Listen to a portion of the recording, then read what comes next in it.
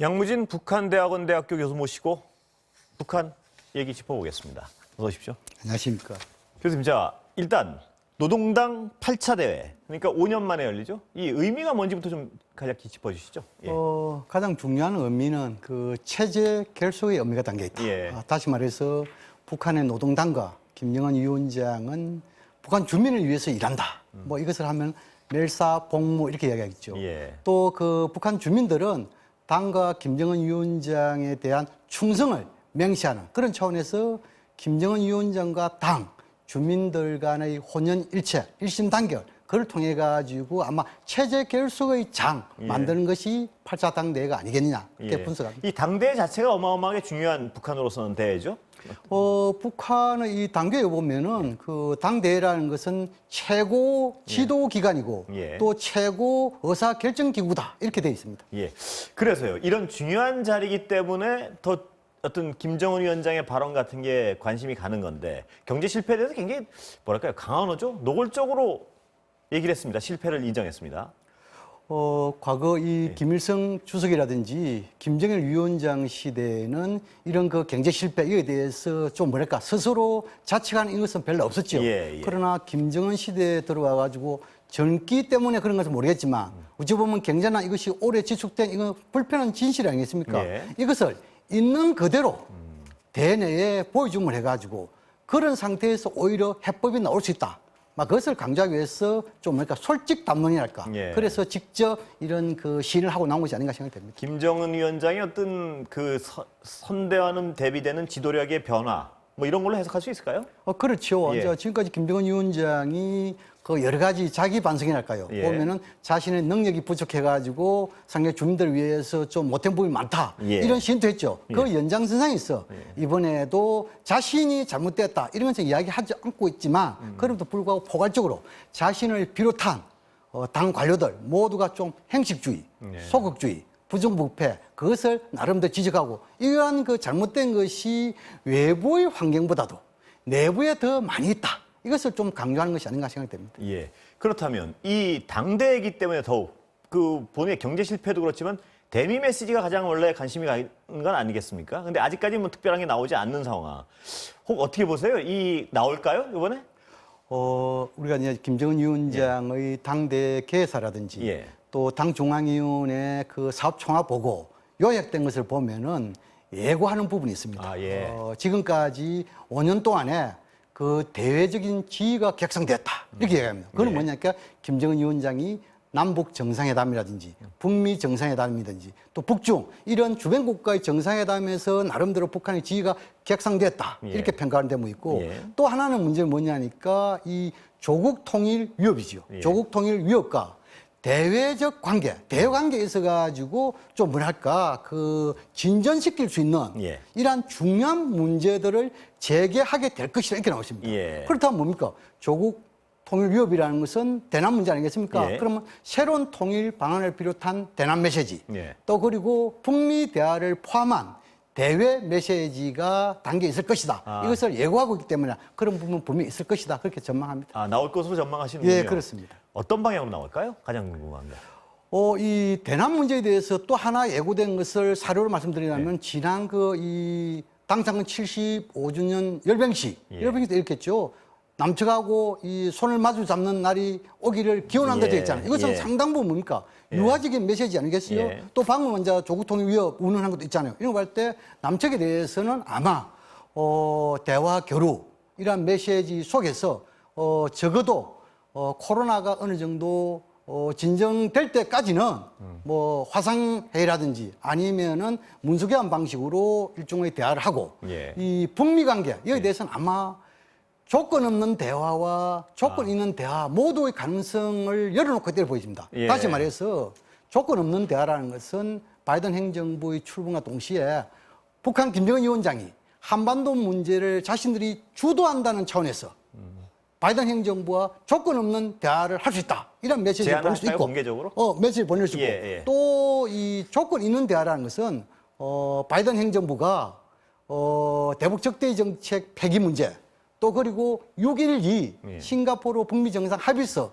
여기에 대해 어느 정도 이행 의지를 가지고 분명한 입장을 가진다면은 언제든지 대화할 수 있다는 조건부 대화. 이 예. 두 가지 메시지 모두 열어놓고 우리는 분석해야 된다고 생각합니다. 그 지금 말씀하신 그런 방향이 될 경우에 그 얘기를 공개적으로 좀 강하게 얘기할까요? 제의할까요? 어떻습니까? 지금은 이제 방금 말씀드린 대로 제가 뭐 이게 이 지난 5년 동안에 대외적인 지위가 객상됐다. 예. 이건 남북 정상회담과 북미 정상회담 아닌 게 아닙니까? 또 그리고 대외 관계를 진전시키는 중요한 문제를 제기하겠다. 네. 이것은 뭐냐니까 대미 포함한 대나 이런 메시지가 하겠다는 거거든요. 예. 그래서 아마도. 기대인지 아니면은 네. 정확한 예측인지는 모르겠습니다만도 제 생각으로는 적어도 김정은 위원장이 실용주의 예. 또 경제난 극복하기 위해서는 남북 교류와 북미 교류가 중요하기 때문에 적어도 미국에 대해서는 트럼프 행정부 예. 출범에 대해서 나름대로 축하의 메시지와 함께 바이든 예. 그렇죠. 예. 바이든 행정부 출범과 함께 축하의 메시지 예. 속에서 대화 예를 들어 가지고 조건 또는 조건 없는 이런 대화의 메시지가 있을 것이다. 그렇게 전망합니다. 근데 김정은 입장에선 말입니다, 교수님. 트럼프하고는 꽤 인간관계도 쌓고 신뢰도 쌓았다고 본인은 어떤 판단을 하지 않겠습니까? 그동안 여러 차례 만났고. 근데 바이든은 잘 모른다. 바이든 정책과 어떻게 달라질까요? 이 대미 정책이.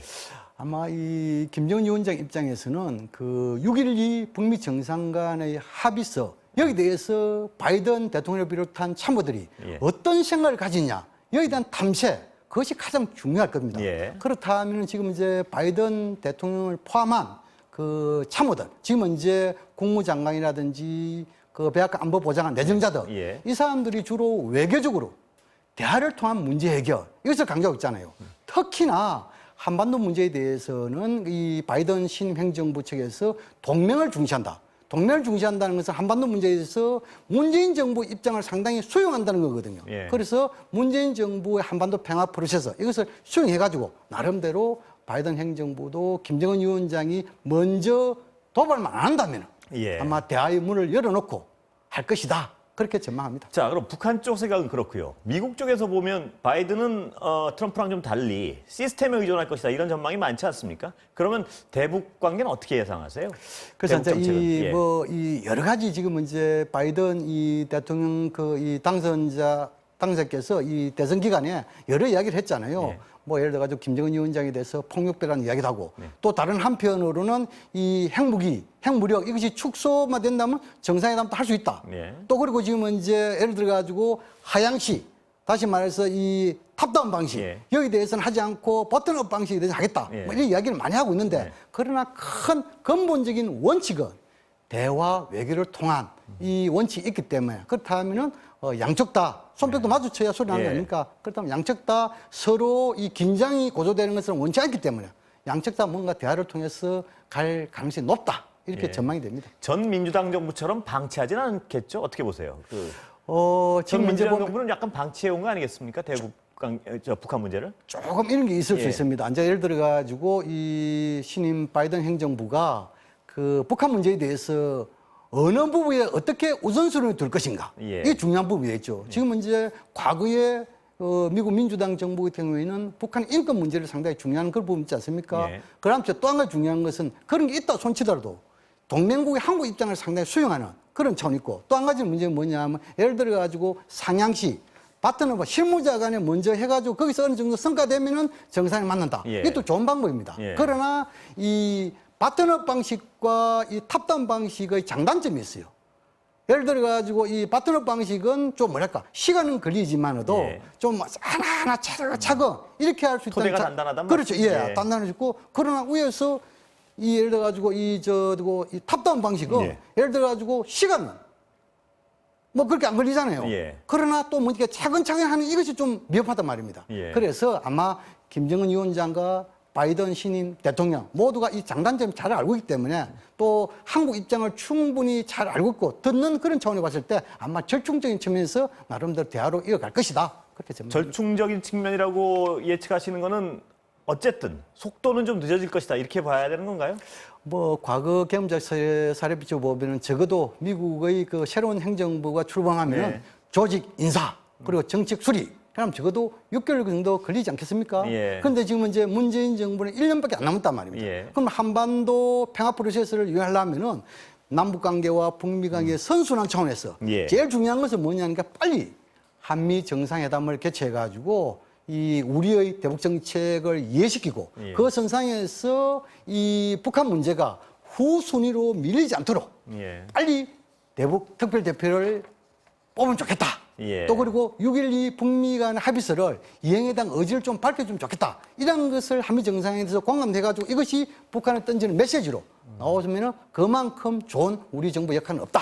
그런 생각이 듭니다. 지금으로 보시기에는 북한이 어떤 핵 역량을 강화했다든가 이런 도발적인 행위를 할 가능성은 별로 아직은 없다고 보시는 건가요? 지금 이제 그 팔자 당대의 김정일 위원장 개사라든지 당 중앙의 총합 보고에서 뭐 군사 강국이라든지 이런 표현이 없고 핵 무력 표현이 전혀 없습니다. 예. 가장 큰 표현은 경제겠죠. 자, 그런 측면을 봤을 때 적어도 북한이 과거처럼 미국을 소위 말해서 압박, 위협해가지고 대화탁을 안 주는, 다시 말해서 핵이라든지 미사일 실은 걸 통해가지고 압박을 통해가지고 뭔가 대안이 끄는 그런 방식은 선택하지 않을 것이다.